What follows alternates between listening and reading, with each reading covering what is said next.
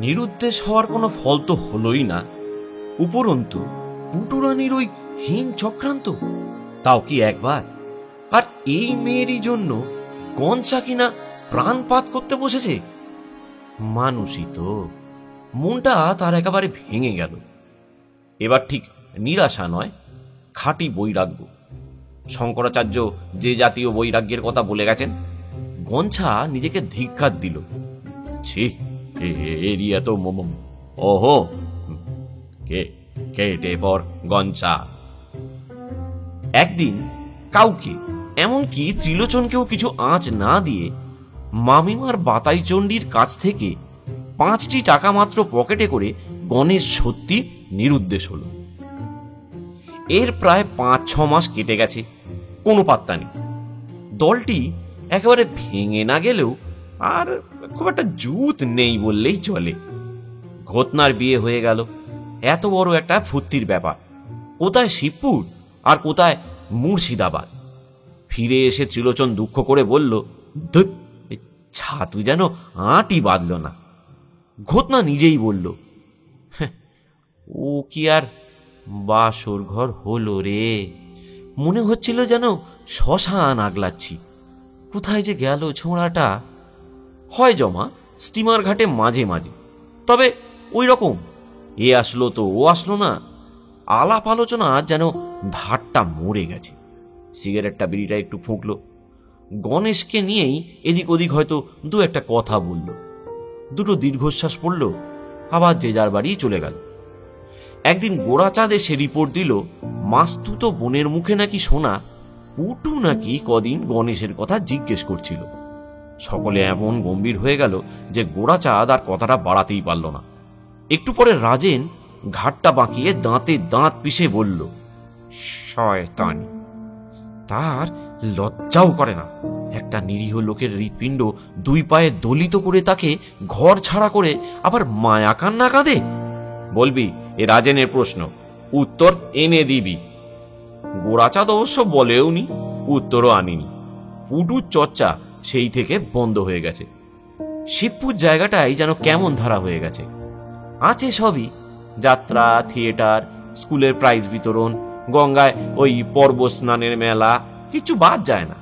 কিন্তু গঞ্চা থাকলে গোলমাল সৃষ্টি করে বা সামলিয়ে বা আরো বারবার যে অপরাধটুকু আনতে পারত, সেইটুকু না থাকার জন্য সবই যেন আনউনি হয়ে পড়েছে। সবচেয়ে বড় কথা, গঞ্চার মামা গোলক চাটুর্যে পর্যন্ত এখন বেশ একটু চিন্তিত হয়ে পড়েছেন।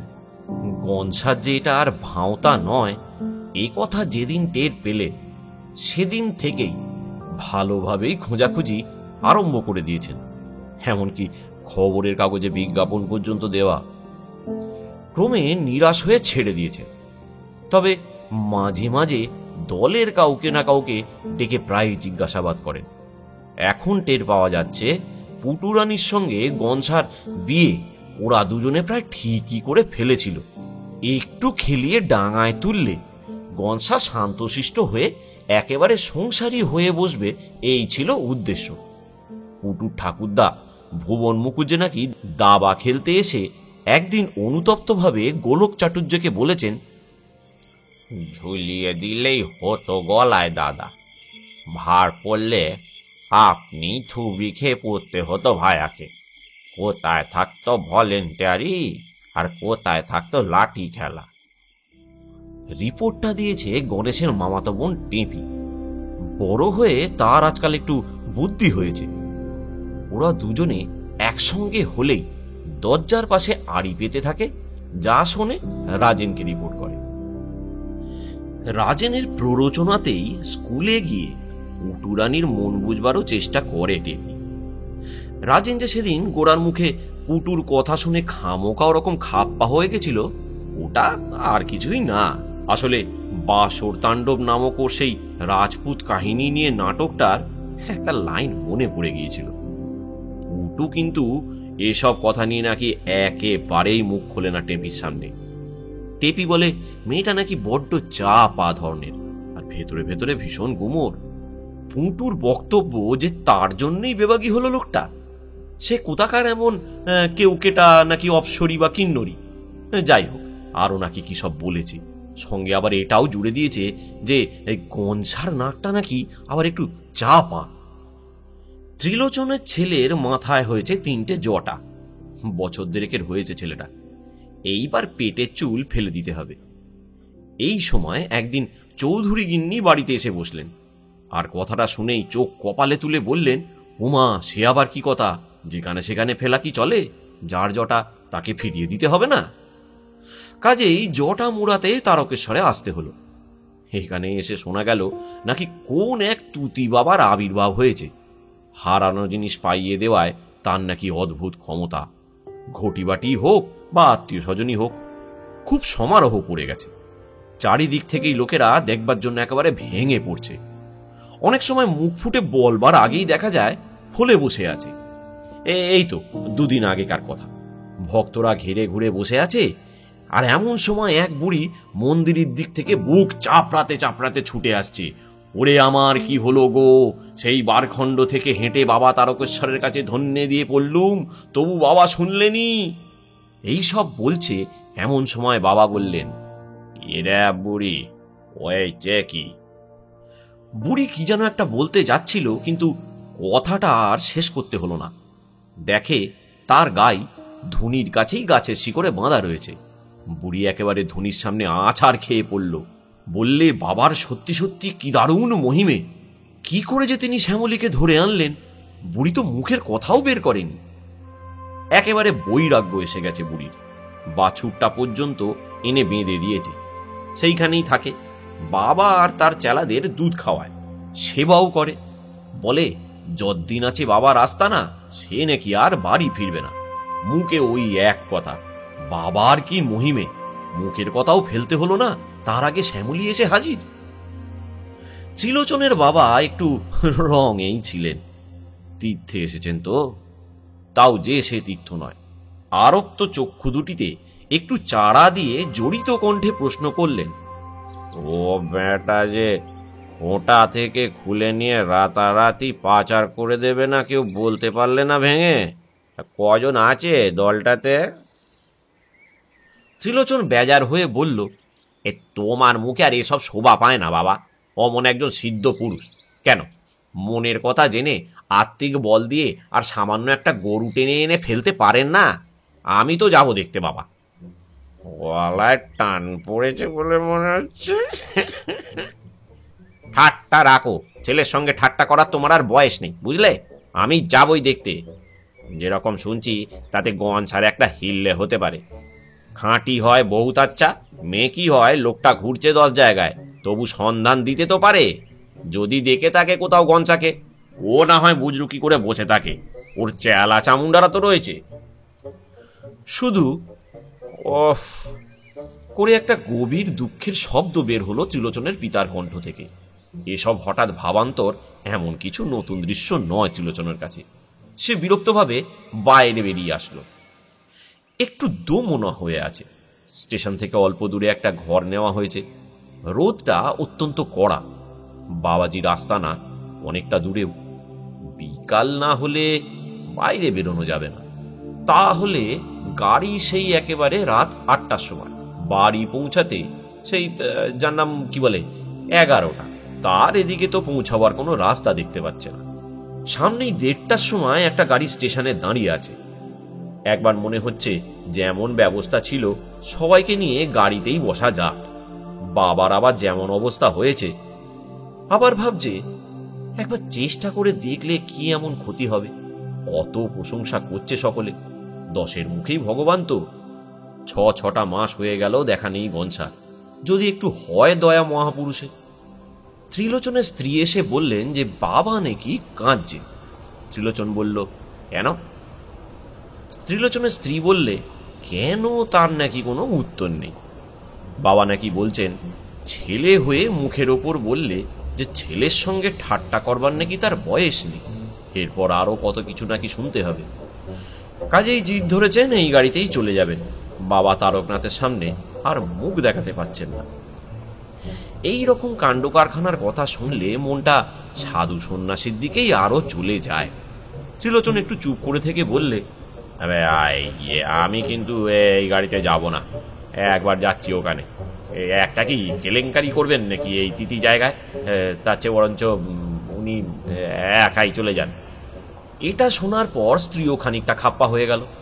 ত্রিলোচন বললে, আরে তুমিও চলে যাও না, না হয় আমার সঙ্গেই চলো সাধু দর্শনে, বাবা যাক গিয়ে। স্ত্রী বললে যে তার নাকি অত ভক্তি নেই, আর এই সঙ্গে কচি ছেলে, তার চেয়ে বরঞ্চ এত হ্যাঙ্গামে কাজ নেই, উটুর বয়স হয়েছে, তার বন্ধুর সে হিসেব ভালো রকমই আছে, কাশিতেই থাকুক বা বৃন্দাবনেই থাকুক, গিয়েই দেখবে বোধহয় ভুবন মুখর্জের বাড়ির আনাচে কানাচে কোথাও ঘুরে বেড়াচ্ছে। সামনে দিয়ে একটা মেয়ে পুরুষের দল চলে যাচ্ছিল স্টেশনের দিকে। নানা কণ্ঠে আবেগপূর্ণ আলোচনা চলছে। দেবে না বুড়ি বাছুরে নে, কি আশ্চর্য বাবা, মুখ দিয়ে কথা বেরোনো নেই, সামনে কিনা গরু বাঁধা হবে নি। ত্রিভুবনে কিছু কি জানতে বাকি আছে নাকি বাবা? কাকে যে কিভাবে দেখা দেন বাবা, ওহ বাবা, বাবা গো। আর মুখের কথাই বা কি মিষ্টি, যেন মধু ঝরছে। দোয়াই তুতি বাবা, গিয়ে যেন দেখতে পাই দামড়া আমার ফিরে এসেছে। আর এই 50 বছর বয়স, সিদ্ধ পুরুষার তবে কেন বলছে গো? ত্রিলোচন মনস্থির করে ফেলল। স্ত্রীকে বলল, না না, তোমরা যাও, গাড়িতে তুলে দিয়ে আসছি, একেবারে গিয়ে হাওড়ায় নামবে, সঙ্গে দিনে নামতে তো রয়েছে। গাড়িটা ছেড়ে গেলে ত্রিলোচন আবার বাসায় ফিরে আসলো। একে ভিন জায়গা, তাই বাসাটা একেবারে খালি হয়ে গেছে। মন টিকল না। শুধু তাই নয়, ওদের ওভাবে পাঠিয়ে দেওয়ার জন্য নানা রকম কুচিন্তাও এসে জড়ো হতে লাগলো তার মনে। মনটা একেবারে খেঁচড়ে গিয়ে বৈরাগ্যের ভাবটাই যেন আরো বেড়ে গেল। রোদ মাথায় করেই ত্রিলোচন তুতি বাবার আস্তানার অভিমুখে রওনা দিল। গিয়ে দেখলো সত্যিই যেমন শুনেছে, ব্যাপারটা একদম সেই রকমই। দুপুরবেলা ভিড় একটু কমই হওয়ার কথা, কিন্তু তবুও যা আছে তাতে ঠাকুর ঘরের নিজের মন্দির ফিকে মেরে যায়। গাছের নিচে একটা প্রকাণ্ড ছাতা পোঁতা রয়েছে, তার সামনে ধুনি, একটু দূরে একটা তাঁবু খাটানো রয়েছে। জন 5 লোক আঁটে একরকম, মুখের ঝাপটা ফেলা। একপাশে একটা গাছের শিকড়ে বেশ একটা হৃষ্টপুষ্ট গাভী বাঁধা, আশ্রমের যোগ্যই চেহারাটা, মুখে জালি বাঁধা। একটা মাস দুয়েকের বাছুর তার বাঁটে ঢু মেরে সারা হচ্ছে। একটি বেশ শক্ত সমর্থ গোছের বুড়ি একটা ডাবায় ডান হাতে করে জাবনা মেখে দিচ্ছে আর মুখ নাড়ছে, বোধহয় বাবার মহিমার কীর্তন করছেন। বাঁ হাতের বুড়ো আঙুলটায় মোটা পট্টি বাঁধা, মাঝে মাঝে একটু নড়ে মুখটা ব্যথায় একটু কুঁচকে নিচ্ছে। কিছুক্ষণ পর বাবাজিও নজরে পড়ল। একজন তাঁবুর ছায়ায় বসে একটা শিলে পেস্তা আর বাদাম বাটছে। শিলের মাথায় প্রায় আধ পোটাক বাটা সিদ্ধির দলা। একজন ছাতার পাশেই বসে পিতলে বাঁধানো একটা বড় কলকায় আরামসে গাঁজা খাচ্ছে। দুজনেরই প্রচুর দাড়ি আর জটা, 8-60 ঢালা লোহার মতো শরীর, বয়স 50-55-র মধ্যে। লোকটা পশ্চিমাঞ্চলের বলেই মনে হলো, তবে এরা যে মূল সন্ন্যাসী নয় এটা বেশ টের পাওয়া যায়। দর্শনার্থীদের মধ্যে একজনকে প্রশ্ন করে ত্রিলোচন জানতে পারল বাবা এখন সমাধিতে রয়েছেন। জিজ্ঞাসা করল, কখন ভাঙবে? ঠিক নেই, অন্য জগতে বিচরণ করেন কিনা, সেখানকার কাজ না শেষ হলে ফেরেন না, নামলে আপনি ঘন্টি বেজে ওঠে। ভক্তি খুব একটা না থাকলেও ত্রিলোচনের মনটা যেন আচ্ছন্ন হয়ে আসছিল। ধনির সামনে তামার একটা খুব বড় পরাত রাখা আছে, কিছু পয়সা, গোটা কয়েক দুয়ানি সিকি এবং গোটা দুয়েক টাকা তাতে ছড়ানো। বোধহয় বিশিষ্টতা অর্জন করে নজরে পড়বার জন্যই ত্রিলোচন একটা আটানি ফেলে দিয়ে গাঁজাখোরকে একটা প্রণাম করে যতটা পারলে সামনে জায়গা করে বসে গেল। একটা খসখসে আওয়াজে প্রশ্ন হলো, ঘর কাহা? শুধু আওয়াজ নয়, দৃষ্টিও মনে হয় যেন অন্তঃস্থল ভেদ করছে। ত্রিলোচন ভয়ে ভক্তিতে হাত জড়ো করে বললে, আগে শিবপুরে বাবা। शिवपुर, अच्छा, तब तो तू बड़ा भक्त है बाबा का। तैतरी उपनिषद बाबा का अपना जबान से निकलता। ত্রিলোচন শেষ কথাগুলো কিছুই বুঝতে পারল না, তাই জন্য একটু হাসল। একটি মাঝবয়সী ভদ্রলোক ত্রিলোচনের পাশে এসে বসলেন, বললেন, তুতি বাবা তৈত্তিরির উপনিষদ থেকে ব্যাখ্যান দিচ্ছেন কিনা এখানে? মহারাজ আসলে সেই কথাই বলছেন, সেই জন্যই তো বাবার কথাগুলো ওই রকম। ক্যা মাননা চাহতা হ্যায় বাবা সে? মানে আমার এক বোন। কথাটা শেষ হবার আগেই ঝনঝন করে ঘন্টি বেজে উঠল এবং জয় বাবা বলে একদল লোক দাঁড়িয়ে উঠল। তাদের দেখা দেখি অন্যান্য নবাগতের সঙ্গে ত্রিলোচনও উঠে জয়ধ্বনি করতে যাবে, তার জীব যেন আড়ষ্ট হয়ে গেল। কঞ্চা কচি কচি গোপদারিতে মুখ ভরে গিয়েছে, কোমরের নিচে পর্যন্ত জটা, কোপনির ওপর গেরুয়া বহির্বাস জড়ানো, মুখে তুমানন্দ। কিন্তু এসব দিয়ে তো আর ত্রিলোচনকে ভোলানো যায় না। সেই শিবপুরের আড্ডাবাজ গঞ্চা ত্রিলোচন প্রায় চিৎকার করে উঠতে যাচ্ছিল। অতি বিস্ময়ের জন্যই হোক বা যে জন্যই হোক, কণ্ঠটা হঠাৎ যেন স্তব্ধ হয়ে গেল। তারপর সে কি ভেবে চুপ করে দেখতে লাগলো। ছাতার নিচে হরিণের চামড়ার ওপর বসতে বসতে চারদিক থেকে হঠাৎ অভাব, অভিযোগ, প্রার্থনা নিয়ে একটা গোলমাল উঠেছিল। গাঁজাখোরটা উঠে বলল, পहिले উপনিষদ কো ব্যাখ্যান করনে দেও বাবা কো। গোলমালটা থেমে গেল, সবাই চুপ করে হাত জোর করে বসল। সেই তোতলামি শুধু আরো বেড়েছে। এক পাই যে সন্দেহটুকু ছিল তাও কেটে যেতে ত্রিলোচন অল্প অল্প পাশ কাটিয়ে একটু সামনে এগিয়ে গেল, তারপর আরো সামনে। যেমন রহস্যটা বাড়ছে তেমনি আবার সেই প্রথম বিস্ময়ের জড়তাটাও কেটে যাচ্ছে। শেষে একেবারে সামনের পংক্তিতে গিয়ে বসল। আশ্চর্য, তাকে গনসা দেখল বেশ কয়েকবার, কিন্তু এতটুকুও ভাবান্তর নেই। যেমন আর সবাইয়ের দিকে চেয়ে প্রবল বেগে বুজরুকি করে যাচ্ছে, তার দিকে চেয়েও ঠিক সেই একই ব্যাপার। যদি ভুল হয় তো বরং গনসাকে দেখে বরঞ্চ ভুল হতে পারে। ত্রিলোচনের তো আর দাড়ি গোপোগা যায়নি, কোমর পর্যন্ত জটাও নামেনি। ব্যাপারটা কি? সিদ্ধির যেরকম সরঞ্জাম দেখছে, বিশেষ করে চিলিমের যেরকম বহর দেখছে, গনসার মাথাটা তা বিগড়ে গেল নাকি? না, জেগে ঘুমাচ্ছে গনসা। রোদ মাথায় করে আসা, উদ্বেগ, এই ভিড়, ভ্যাপসা গরম, তার উপর আবার গনসার এই ব্যাপার, মাথাটা কেমন যেন গুলিয়ে যাচ্ছে। সে নিজে ত্রিলোচন তো, কেমন যেন সন্দেহ হচ্ছে। সকাল থেকে সমস্ত ঘটনাগুলো মনে করবার চেষ্টা করল। হ্যাঁ, বেশ মনে পড়ছে সব। 1:30টার সময় গাড়িতে তুলে দিয়ে আসলো বউ, খোকা, বাবা, দিনে। ত্রিলোচন নিজেও চড়ে বসে হাওড়া চলে যায়নি তো? গনসা এতটা ভুল করবে? ত্রিলোচন রগের চুলগুলো আঙুল দিয়ে খুব জোরে টেনে মাথায় একটু সার আনল। একটু পরিষ্কার হতেই সে উঠে পড়ল এবং একটা প্রণাম ঠুকে বাইরে বেরিয়ে আসলো। ভালো খদ্দের উঠে যাচ্ছে দেখে গাঁজাখোরটা আবার প্রশ্ন করল, অমৃত মিঠা নেহি লেগা বেটা? সেই লোকটা একটু ব্যঙ্গ করে হেসে বলল, সবার মগজ কি বরদাস্ত করতে পারবে বাবা? কত খাঁটি জিনিস। ত্রিলোচন বাড়ির পথই ধরল। খানিকটা এসে একটা টিউবওয়েল দেখে মাথাটা ধুয়ে ফেলে যেন একটু ধাতস্থ হলো। মিলিয়ে দেখলো সব ঠিকই আছে। গনসা বেটা ধরা পড়ে ন্যাকা সাজছে, দিব্যি গুছিয়ে বসেছে, আর তাই ফিরতে চায় না। তাহলে কি উপায়? শিবপুরে ফিরে গিয়ে সবাইকে ডেকে আনবে যদি গনসা রাতারাতি আবার উধাও হয়? না, নজর রাখা দরকার। এমন সময় রাস্তার ধারে পোস্ট অফিসটার দিকে নজর পড়ল।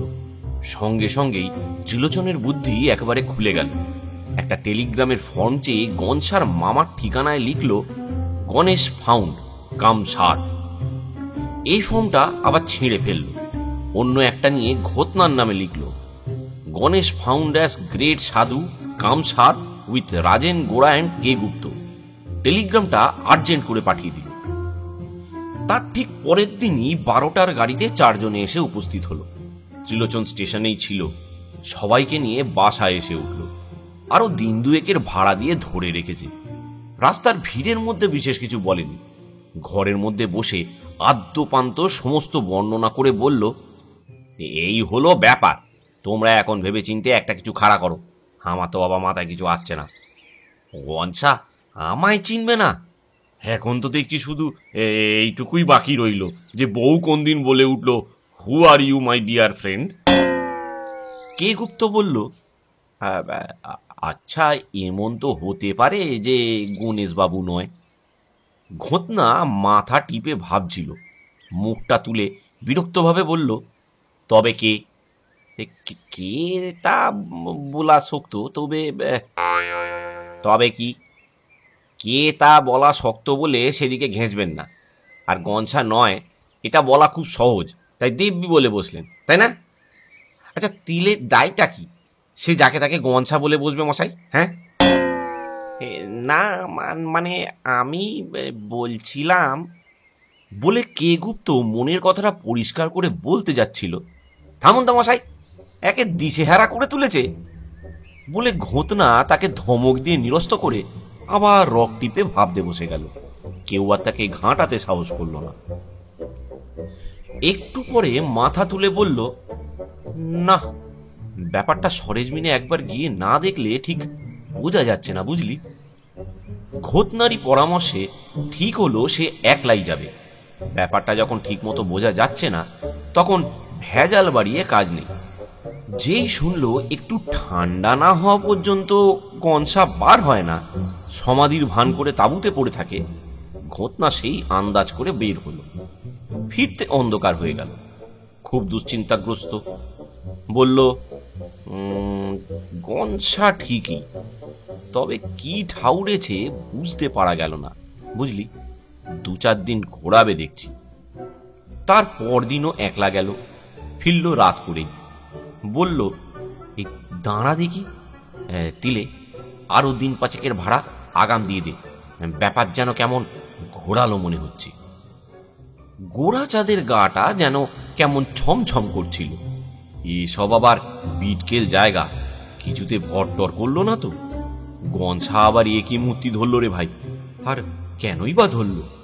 প্রশ্ন করল, মানে ওর মামাকে একটা টেলিগ্রাম দেওয়া দরকার নাকি?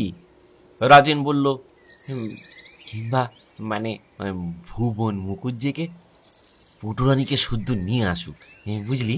যদি সত্যি বৈরাগ্য উদয় হয়ে থাকে ছোঁড়ার, তো একবার চোখ মেলে দেখুক না।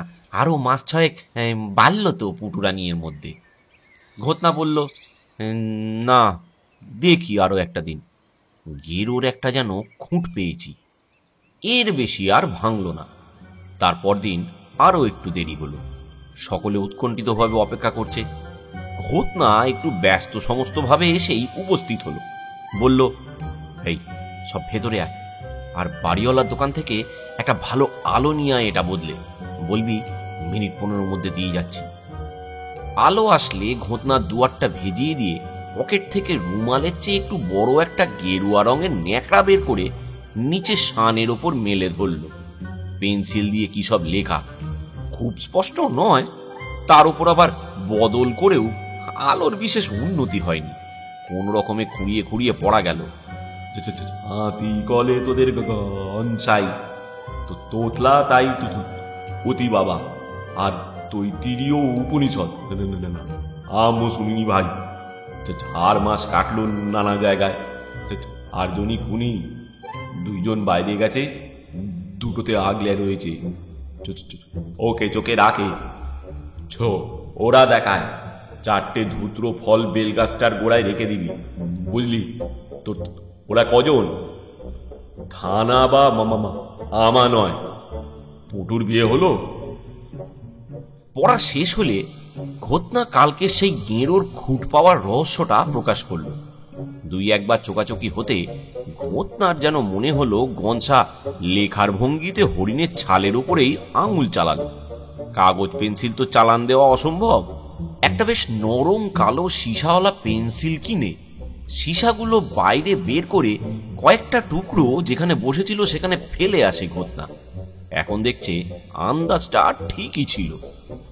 শেষ হলে সবাই মুখ চাওয়াচাই করল। ত্রিলোচন বলল, এখন উপায় ভাবতে হবে, বুঝলি? টের তো পাওয়া গেল ব্যাপারটা। পরদিন আবার একলাই গেল। নজর রাখছে, সন্দেহ করতে পারে। এই বয়সের লোক তো থাকে না বেশি। ফিরল একটু আগেই, একটু বেশি বিমর্ষ। এরা জিজ্ঞাসা করতে মাথা নেড়ে বলল, আজ একেবারে চুপচাপ, বুঝলি? বোধহয় বেটারা টের পেয়েছে, থানাতেই যেতে হলো। কে গুপ্ত বলল, কিছু একটা ভেবে যখন মনে করেছেন গণেশবাবু। ঘটনা তার দিকে মুখ ঘুরিয়ে বলল, কিছু একটা ভেবে তো লোটা কম্বলও নিয়েছিল আপনার গণেশবাবু মশাই। চল সব ওঠ, কেমন যেন মনে হচ্ছে। পাঁচজনে দরজায় তালা লাগিয়ে বাইরে বেরিয়ে পড়ল। মনটা সবারই বেশ চিন্তাগ্রস্ত, কারোরই মুখে কোনো কথা নেই। কিছু একটা ভীষণ হতে চলেছে, এইটা যেন প্রত্যক্ষ করে সকলেই মুহ্যমান হয়ে পড়েছে। আসলে এইসব ব্যাপারগুলো দলপতি হিসেবে গনছাই সামলে থাকে। এখন তার অভাব মর্বে মর্বে অনুভব করছে সবাই। প্রতিভু হিসেবে ঘটনা যতটা সম্ভব নির্বিকার থাকার চেষ্টা করছে বটে, কিন্তু ঠিক হয়ে উঠছে না। থানার কাছে পৌঁছেই একটা নীল উর্দি পরা চৌকিদারের সঙ্গে দেখা হলো। সামনে পেয়ে ঘটনা তাকেই বলল, স্যার, মানে একটা নালিশ আছে। আগে খুনের। হ্যাঁ, খুন? তাহলে তো ডায়েরি দরকার। যত বিপদ আপদ গনছাই চিরকাল নিজে সামলেছে। থানা বলে একটা বাড়ি শিবপুরের একদিকে পড়ে আছে এই পর্যন্ত জানে। কখনো মারাবার অবসর তাদের হয়।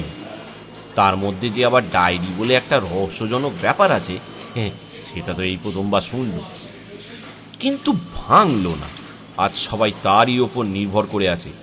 আর সে থানার মতো একটা চলতি কথা জানে না, এটা স্বীকার করতে কেমন যেন লজ্জা বোধ করল। বলল, শুনলি তো সবাই? বললাম না। একটু দূরে একজন কনস্টেবল বোধ হয় ডিউটি বদলে উর্দি চারপাশে খুলছে। ঘটনা বলল, দাঁড়া তোরা, এখানে একটু দাঁড়া, আমি আসছি। গিয়ে একটা সেলাম করে বলল, একটা নালিশ আছে জমাদার সাহেব, খুনের। ডিউটি শেষে মনটা একটু রহস্যপ্রবণ আছে। গেঞ্জিটা মাথা দিয়ে গলাতে গলাতে কনস্টেবল বলল, বড় আনন্দের কথা আছে, ডায়েরি করুন।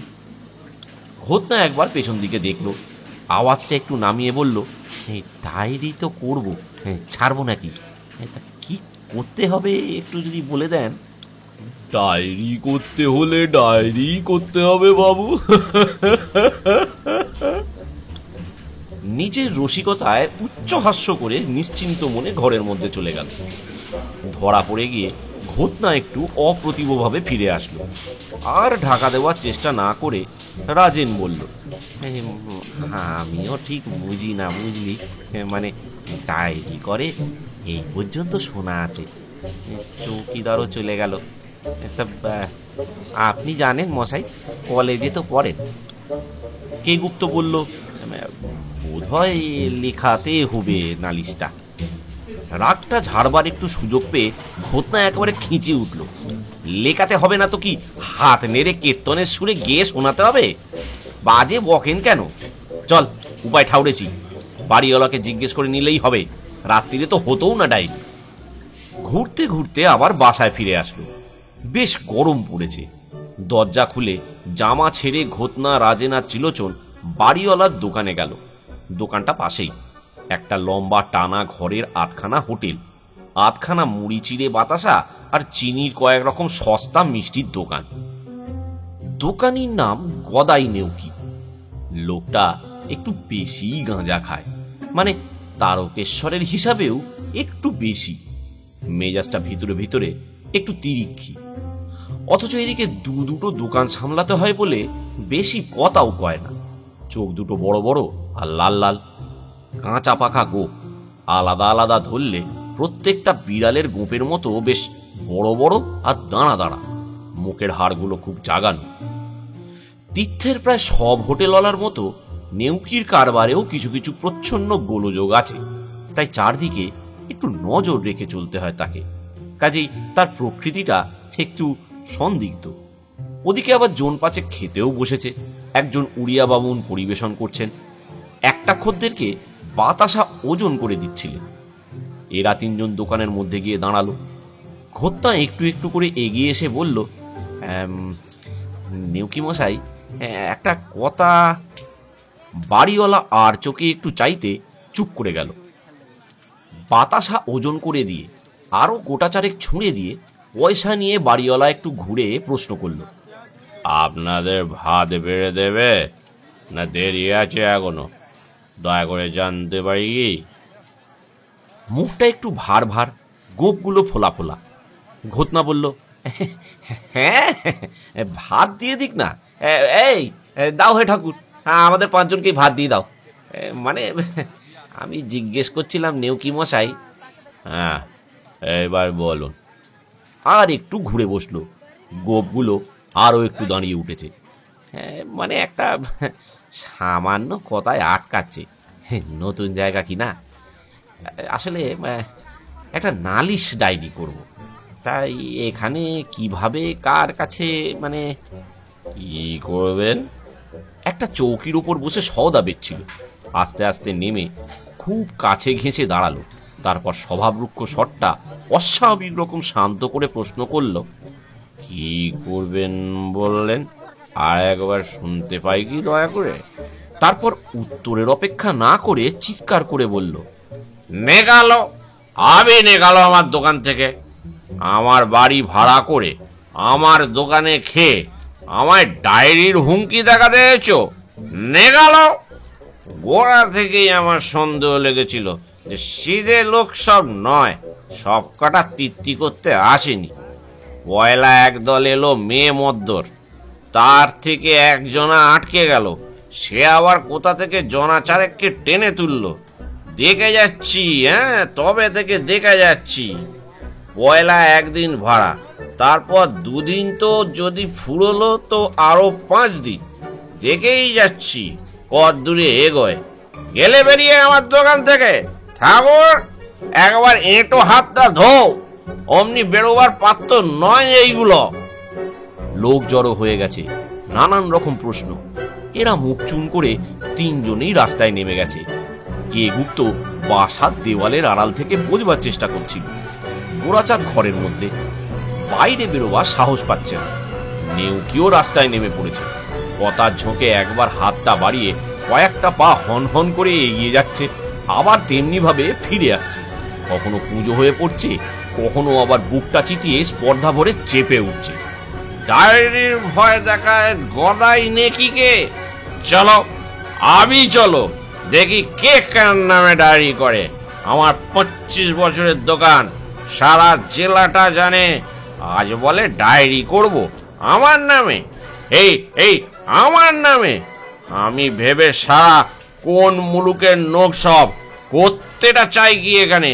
বাবার মন্দিরের দিকে একদিন পা বাড়াতে পর্যন্ত দেখলাম না। সারাদিন খালি গুজগুজ আর গুজগুজ। এরা ভয়ে একেবারে কিম্ভূত কিমাকার হয়ে গেছে। হঠাৎ একটা নিতান্ত সাদামাটা প্রশ্নের জন্য এ আবার কি কাণ্ড রে বাবা। এক একজন একটু সহানুভূতিশীল হয়ে একটু বোঝাতে যেতেই নেউকি বাবু আরো উগ্র হয়ে উঠল। না, আমি নিরীহ লোক, বাবার কৃপে দুটো মুড়ি বাতাসা বেচে দিন গুজরান করি। আমার উপর গোয়েন্দাগিরি, ন্যাকড়ার ভেতর থেকে লেখা বের করা। দেখলাম কিনা দরজার ফাঁকে উঁকি মেরে বলি, দেখি তো খামোকা আলো বদলায় কেন? নে গেল, যেখানে খুশি যাও, এখানে ভাত নেই দেঙ্গা। নে গেল। আমি এই দিলুম তালা এঁটে যে ঘরে আছে তাকে শুদ্ধ। আমার নাম গদাই নেউকি। ঠাকুর, দেখো যারা ঘরে আছে বাইরে না যায়। আমি থানায় এত্তেলা দেব। চাবি শুদ্ধ তালাটা শেকলের আংটায় ঝুলছিল। নেউকি ঘুরে সেদিকে এগোতেই এরা তিনজনে যেদিকে পারলো অন্ধকারে ছুট দিল। গোরাচাঁদ আর কে গুপ্ত হাতের কাছে যা পেল তাড়াতাড়ি তুলে নিয়ে একেবারে ছুটে রাস্তায় নেমে সোজা স্টেশনের রাস্তা ধরল। অনেক রাত হয়ে গিয়েছে। স্টেশনের যাত্রীশালার একধারে 5 জনে পড়ে আছে। মুখে বিশেষ কথা নেই, চোখে ঘুম নেই, পেটে নেই অন্ন। যার কাছে যা কিছু ছিল সব জামার পকেটে। নিজেরটি ছাড়া একটি জামাও আনতে পারেনি গোড়া। আর ফিরে যেতে সাহসও হয় না, গেলে ফলও হতো না হয়তো, উল্টো কিছু হওয়ার সম্ভাবনাও যথেষ্ট আছে। গোরাচাঁদের নিজের পকেটে আবার কিছুই ছিল না। নতুন জায়গা, সমস্ত দিনে যা কিছু নতুন দেখেছে কিনেছে আর খেয়েছে। কিছু ধারই হয়ে পড়েছে বরঞ্চ কেগুপ্তের কাছে। এখন ভাবনা হচ্ছে কাল কি হবে। হাতে রেল ভাড়ার পয়সাটা পর্যন্ত নেই যে ফিরে যাবে। বেশভূষার তো এই অবস্থা। সকালবেলা নেউকি বেটা যদি থানায় নালিশ করে দেয় তো সবাই তার হয়েই সাক্ষী দেবে। কেগুপ্ত বলল, আর কাল সকাল পর্যন্ত ওয়েট না করে যদি আজ রাত্রিরেই থানায় গিয়ে। ঘটনা বলল, আপনি একটু থামুন তো মশাই। মনে মনে কিন্তু সবাই বুঝল কেগুপ্তর আশঙ্কাটা অমূলক নয়। একটু পরে ত্রিলোচন বলল, নালিশ করুক আর নাই করুক, এরকম খোলা জায়গাতে এভাবে পড়ে থাকাটা সবার সামনে ঠিক নয়। সেই সকালবেলা বোধহয় ঘুমিয়ে পড়বে, সে সময় এসে। সবাই চুপ করে রইল। একটু পরে ঘটনা বলল, তোদের যখন এত ভয় তাহলে চল, ওঠ, প্ল্যাটফর্মে যে গাড়িটা রয়েছে তাইতে শুয়ে থাকবি, চল, ভোর 4টের সময় ওইটাই ছেড়ে যায়। রাজেন বলল, মন্দ বলেনি ঘটনা, হ্যাঁ বুঝলি, টিকিট চেকার ধরলে তখন ন্যাকা সেজে বসতে কতক্ষণ। হ্যাঁ, আমরা কি করব মশাই, দেখছেন তো ওভার ক্যারেট হয়ে গেছি, আমরা কি ইচ্ছে করে। কেগুপ্ত বলল, জিজ্ঞেস করবে না টিকিট না নিয়ে উঠেছিলে কেন গাড়িতে? না উঠলে তো ওভার ক্যারেট হতেন না। ঘটনা এইবার খেঁচিয়ে উঠল, সব কথাতে আপনি একটা ফিকরি তুলে কি আনন্দ পান বলুন তো মশাই? মনে সেরকম অবস্থা দেখছেন সবার। ওদিককার যাত্রীরা অনেকেই গাড়িতে আগে ভাগে গিয়ে শুয়ে আছে। এরা একেবারে প্ল্যাটফর্মের শেষে ইঞ্জিনের পরের গাড়িটাতে গিয়ে উঠল। অনেকটা দূর আর অপেক্ষাকৃত নিরাপদ। একে তো ঘুটঘুটে অন্ধকার, গাড়িটার ভিতর আরো বেশি। কামরাটা খালি, মাত্র একটা লোক ওদিককার কোণটিতে গুটিসুটি মেরে বসে আছে। পরনে একটা সাদা কাপড়, সেইটে দিয়ে মুখ পর্যন্ত ঢাকা। গোরা এখন চারদিকে বিভীষিকা দেখছে। রাজেনকে ফিসফিস করে প্রশ্ন করল, এই নেউকি বেটা নয় তো? ঘটনা তার মুখে হাত দিয়ে থামিয়ে দিল। অনেকটা যেন নিশ্চিন্ত আর নিরাপদ বলে মনে হচ্ছে। তবু গণেশের কথাটা আবার মনে পড়ে গেল। ত্রিলোচন বলল, ডায়েরির খটকায় পড়ে এমন কেঁচিয়ে গেল ব্যাপারটা, না পালিয়েও উপায় নেই। বলতে বলতে কেমন যেন রেগে গেল। একটু দাঁতে দাঁত পিষে বলল, ওরা মামাটাকে কাল সঙ্গে করে নিয়ে আসি, নিজের ভাগ্নে নিজে। তার আর কার হবে না। এরা 4 জনে একদিকে শুয়েছে। গোরাচাঁদ ওদিককার মাঝের বেঞ্চটা দখল করতে যাচ্ছিল। ও গো বলে চিৎকার করে একেবারে রাজেনকে জড়িয়ে ধরল। ততক্ষণে বিদ্যুৎ পৃষ্ঠের মতো সকলে একেবারে সচকিত হয়ে পড়েছে। ওদিককার মূর্তিটাও গায়ের ঢাকা খুলেছে। ত্রিলোচন ও ঘটনা চিৎকার করে বলল, গনসা, কি করে এলি রে? তোরা? আগে তো বাবা ভাবতেই পারিনি, মুখ দেখতে পাচ্ছি না কিনা অন্ধকারে। এদিকে ভয় হচ্ছিল ভক্তরা না আবার চিনে ফেলে। এলাম আবার দয়ায়, বুঝলি, অতি বাবার সেবার পুণ্যিতে আঙ্গুল হারা হয়েছে। ওটো মহারাজ, বড় মহারাজ, 2 বেটাকে ডেকেই বুড়ির সামনে বলালাম, তো সমাধিতে হিমালয়ে গিয়ে ওদিকে 4টে ধূত্র রেখে যেতে বলে এসেছি, ওই বেল গাছের গোড়ায় আছে, যা এ আয়। ভক্তদের সামনে হুকুমটা যা করি তাতে ওদের সঙ্গে যোগ সাজক থাকে, তাতে আগে থাকতে ব্যবস্থা করা থাকে। এবার তো আর তা নেই। হাঁ করে চেয়ে রইল দুজনে। তারপর আস্তে আস্তে গিয়ে যখন দেখলে যে সত্যিই 4টে ধুতরো ফুল মজুদ, এনে আমার হাতে দিয়ে আরো হাঁ করে রইল। হত না, তোকে যে 4টে রেখে আসতে বলেছিলাম, একটা করে ওরির আঙুলে পরিয়ে দিলাম। আঙুল হারার ভালো ওষুধ কি না? বুড়ি এখন নিঃসারে ঘুমোচ্ছে। বাকি 3টে বেটে ওদের রাত্রিরের সিদ্ধির সঙ্গে মিশিয়ে দিয়েছি। আসবার সময় সমস্ত টাকা করি একস্ত করে বাসন কোসন কাপড় চোপড় যা কিছু সব পুকুরে ডুবিয়ে চলে এলাম। সিদ্ধির উপর পুত্র, কাল 12টা-1টার আগে আর উঠতে হচ্ছে না বাচাদনদের। চোখ মেলে চারদিকে চেয়ে একবার যা হাঁ করবে, সেটা অন্ধ হতে বেশ খানিকটা সময় নেবে। তোদের খবর কি রে? দে বিড়ি বের কর দিকিনি পকেট থেকে। আর বাবা রে, চল একটু দেখি সবাইকে এখানে অন্ধকারে। রাজেন বলল, আমাদের জামাই নেই, কারু পকেটের কথা আসে কোথা থেকে? জামা নেই? হ্যাঁ রে, তোরা আবার কোন গঞ্চার পাল্লায় পড়েছিস?